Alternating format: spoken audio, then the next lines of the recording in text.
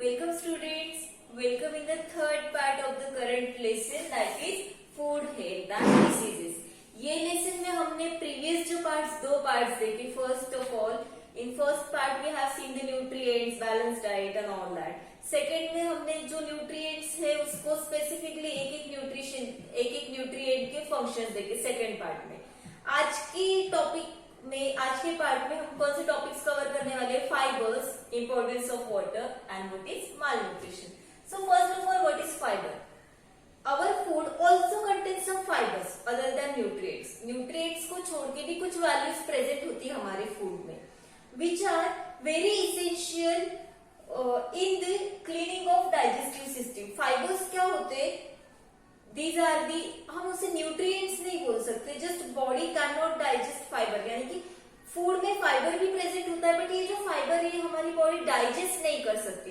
वो जैसे हम माउथ में इंडल करते वो सीधा हमारी जो सिस्टम है, डाइजेस्टिव सिस्टम, उससे वो पास होके और फिर वो एक्सक्रीट किया जाता है, हमारे आउट ऑफ द बॉडी को एक्सक्रीट किया जाता है, बट वो डाइजेस्ट नहीं होता. तो फाइबर्स का मेन फंक्शन क्या है? To clean the digestive system और to clean the organs involve in digestive system. जैसे फूड हमने इनटेक किया, वो पहले माउथ से फूड पाइप, फिर stomach, small intestine, large intestine and anus के थ्रू आउट किया जाएगा बॉडी के बाहर. तो ये पूरे जो ऑर्गन्स है इसको क्लीन करने का काम कौन करेगा? Fibre. Okay, to clean the digestive system. Now fibre, which food is the source of fibre? हम देखेंगे कि फाइबर हमें मिलता कहाँ से है. Fresh fruits and vegetables provides fibre to us. ये फाइबर्स जो है वो हमें कहाँ से मिलते हैं? जो भी फ्रेश वेजिटेबल्स होते हैं, फ्रेश फ्रूट्स होते हैं, इससे हमें फाइबर्स मिलते हैं. Also you have given meat, eggs, fish and all sea food do not have fibre. आप जब भी कोई मीट खाते हो, फिश खाते हो, कोई भी नॉनवेज का प्रोडक्ट खाते हो, तो दैट नेवर कंटेन्स फाइबर. वो कभी, उसमें कभी भी फाइबर नहीं होता. So only source of fibre is fresh fruit as well as fresh vegetables. Now the next topic is importance of water. Why we drink water? Why water is required in our body? Why it is essential in our body? क्यों required है? It is needed in our body, means water is needed in our body because it is a major component of blood. Blood formation में सबसे main role play करता है, सबसे major component जो require होता है, that is nothing but the water. ये हो गया first use. Now see the second use. It maintains and regulates body temperature. आपको फीवर आता है, बुखार आता है, तो वो क्या हो जाता है? ऐसे स्टेट, फीवर यानी कि ऐसे स्टेट है बॉडी की जहाँ पे बॉडी टेम्परेचर नॉर्मल से हाई हो जाता है. सो बॉडी टेम्परेचर मेंटेन करने का काम, उसको रेगुलेट करने का काम कौन करता है? Water. This is the second use. Third, what is the third function of water? It helps in digestion and transportation of food. Digestive system से जब आप फूड इंटेक किया माउथ से, माउथ, फूड पाइप, स्टमक, यहाँ से वो anus तक लेके जाने का काम ट्रांसपोर्ट कौन करेगा? वाटर. कैसे? जब आप फूड खाते हो, जब आप इंटेक करते हो कोई भी चीज, तो उसमें सबसे पहले सलाइवा प्रेजेंट, सलाइवा मिक्स होगी माउथ में. Saliva is nothing but the digestive juice, उसमें भी वाटर प्रेजेंट है.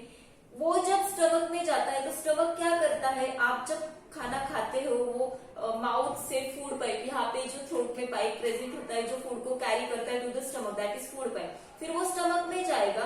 स्टमक में जाने के बाद स्टमक क्या करता है? वो जो फूड है उसको डीकम्पोज करता है, मतलब कि उसको ब्रेक डाउन करता है स्मॉल पीसेस में, और उसकी वहां पे पेस्ट बनती है. पेस्ट बनने के बाद, ये पेस्ट बनने के लिए अभी क्या रिक्वायर रहेगा वहां पे? वाटर. वाटर से वहां पे पेस्ट बनेगी. फिर वो स्मॉल इंटेस्टाइन में जाएगा. स्मॉल इंटेस्टाइन क्या करेगी? जो इसेंशियल, जो यूजफुल जूसेस है वो पेस्ट से वो सीक्रेट कर लेगी, बॉडी को प्रोवाइड करेगी, या फिर ब्लड फॉर्मेशन में जो भी न्यूट्रिएंट्स लगेंगे वो फूड पेस्ट से स्मॉल इंटेस्टाइन सीक्रेट करेगी. एंड फिर वो लार्ज इंटेस्टाइन में जाके वो एनस के थ्रू बॉडी से थ्रू आउट किया जाता है.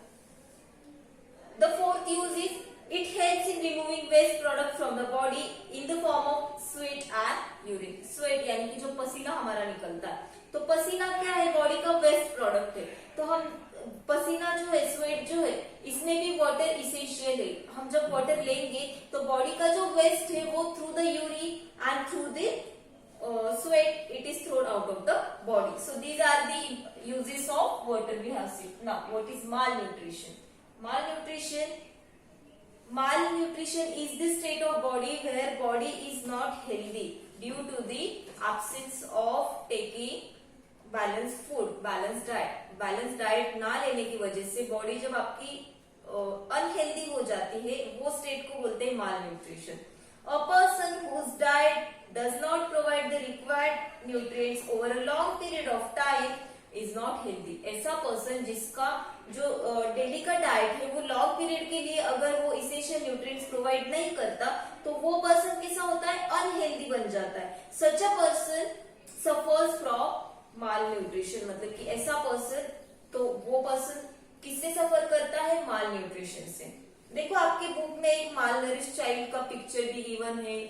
आप एक बार ऑब्जर्व करो तो क्या आपको समझ में आता है. एक बेबी का पिक्चर है, उसकी आईज नहीं दिखाई दे रही हमें वहां पे, but he has very thin hands. देखो उसके हैंड्स देखो बहुत थिन है. As well as he is crying continuously रोते हैं. तो ये जो माल नरिश चाइल्ड होते हैं ना, इनके हाथ पाँव जो होते हैं, इनकी प्रॉपर बॉडी ग्रोथ नहीं होती. क्यों?